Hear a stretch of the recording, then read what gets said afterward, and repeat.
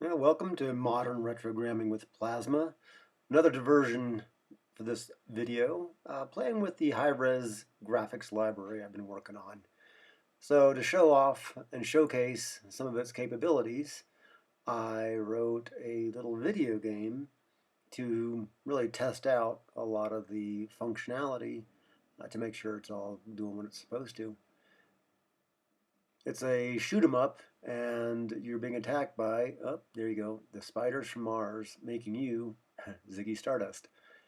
So it's not the most modular game ever written. In fact, it is one big giant game loop. Perhaps not the model for you would want to do, but it actually works pretty well in this case. And so we're just kind of scrolling through the source code, showing off that it's all written in Plasma. The library itself has some low-level routines that are in assembly to move data to and from the video screen, but really it's about 90% Plasma. So that was the source code for it. Let's go see what it looks like when it's running. So this code will be available on sort of the developer preview 3 of the Plasma 2 release. So yeah, Spiders from Mars. And when the first time you run it, it actually goes through and compiles the sprites.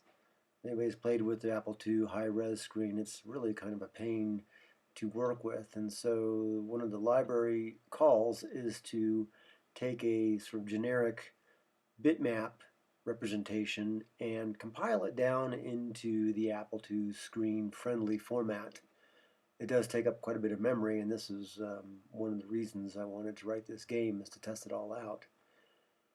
Once it has compiled the sprites, then we load it, and now we're running. We're being attacked by the spider eggs from Mars here, and when they go to the top, you'll see that they hatch into the actual spiders. We've got missiles and lasers to combat them with. The lasers have a recharge time, which is that green bar at the bottom. Once you fire a laser, it has to be recharged. And you only get 6 missiles.